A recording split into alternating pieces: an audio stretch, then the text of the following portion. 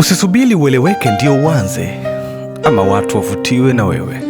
Anza kabla ya kueleweka.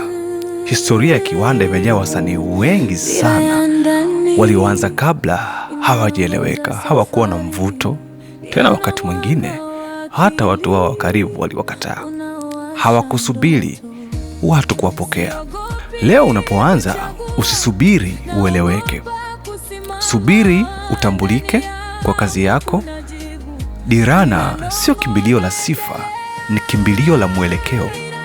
Ukiweka msingi leo, hata ukimya wako utapiga kelele kesho.